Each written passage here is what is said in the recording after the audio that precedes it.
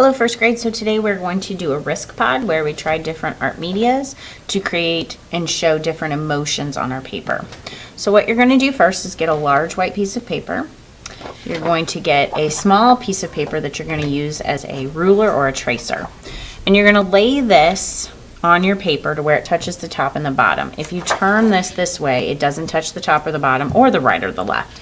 But if you turn it this way, it touches the top and the bottom. And I want you to make sure it's equal on both sides. So if you look, this space is smaller than this space. This space is bigger.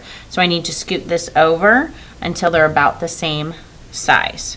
Once they're about the same size, I'm going to hold it down and I'm going to draw a line right against the tracer on one side. Get a nice straight line and draw a line against the tracer on the other side. And so now you'll have 3 equal rectangles. Now you're going to take your paper, you're going to take the top of it and pull it down to meet the bottom of it and crease it across long ways. Now while it's folded like this, go ahead and write your name and the day you have art. Day A, day B, day C. Open it up. And now you have this crease line down the middle. Go ahead and draw on that crease all the way across your paper the best that you can. You can see my line is not perfectly straight, but it's the best that I could do following that crease. So now in each one of these spaces, you're going to draw or write the name of a different emotion. So in the first one, I'm going to do sad, S-A-D, happy, H-A-P-P-Y, mad, M-A-D, fear or scared, F-E-A-R.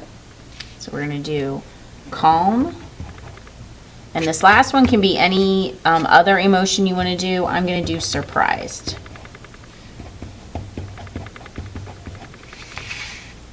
So sad, happy, mad, fear, calm, and surprised. So now in each of these boxes, I want you to try and represent that feeling inside this box. And I want you to try different media when you do it. So for instance, we could start with sad. So sad tends to be blue or grayish color. And see how you can show sad with a crayon. Would you color heavily with that crayon? Would you color lightly with the crayon? You can try oil pastel in this box. So let's see if I pick a blue oil pastel. The thing about oil pastel is it smears. So I could color heavily with the oil pastel, and then I could take a paper towel, wrap it around my finger, and smear it. Another thing the oil pastel will do is it will mix.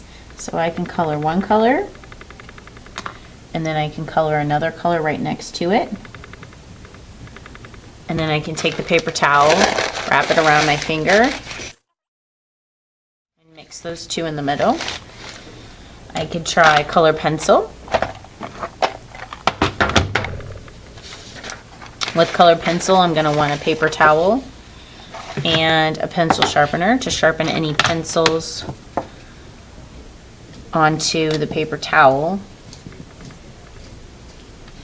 And then I need to decide with the color pencil. Do I want to color lightly or do I want to press hard? How can I show sad with this media? And then I can also try paint, watercolor paint. So with watercolor paint, you're going to get a puddle of water on top of the color that you're going to use. So I'm dipping my paintbrush in the water and then I'm just pulling the edge, the bristles, against the edge of the oval to get a puddle of water on top. Then I just gently touch the water and the paint that's underneath it. I'm not taking my paintbrush and jabbing it down in there. I'm gently touching. And then how can I show sadness on my paper with these colors? Okay, that is way too sticky, so I need to get some water on my paintbrush and use plain water and lighten that up because watercolor should be light. Now you can combine the media. The great thing about oil pastel and crayon with watercolor is you can create a watercolor resist. So I'm going to take this white crayon and show you what that looks like. So drawing white on this white paper, you can't really see it, right? But the great thing is I could take watercolor and paint right over the top, and look, magic. It shows right up. The white crayon shows right up. So could I combine crayon? Oil pastel will do the same thing. I could take an oil pastel, create little dots down here, and then if I wanted to paint over it, it holds that paint back and shows up. So try to figure out how you can show sad with this media. So now when I get to happy, what colors do you associate with happy? Usually yellows or oranges, bright colors. And then when you use those colors, how can you show happiness? So you could do polka dots, or maybe you do like little zigzags that kind of look like confetti from a party, because sometimes when you're at a party you're happy. And then you could paint over the top of it, puddle of water. Let's see, paint over the top of the crayon. How else could we show happy? You could do a heart. Heart and love usually makes people happy. I could do pink around the edge of this heart with oil pastel. You know, oil pastel smears, so I'll wrap paper towel around my finger and smear. So how could you show happy? Then the next one we'll try is mad. Now mad, when you're mad, you're angry. So how would you show mad? I mean, does this really show mad here? Not really. But if I take my crayon without breaking it and I scribble, then that really shows mad. Let's see, you use black when you feel mad, black inside, you're so mad you can't control yourself. You could do that with a colored pencil.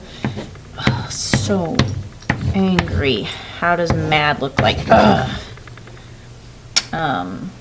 Let's see, sometimes mad is red. You see red when you're mad. They color red over the top. So what does mad look like? And then fear. Fear in the book Color Monster is kind of a grayish. So we don't have a gray watercolor, but we have a black. So you could get some water on your paper if you're trying to make gray from the paint, and then gently touch a little bit of black. Move that around, and you can see here's a lot of paint, so that's black, but as it gets more water it becomes grayish. There's gray crayons that you could use, or you could use a black crayon and color lightly to kind of get a gray. Maybe fear to you is a different color. Maybe orange represents fear to you. But we have a gray crayon.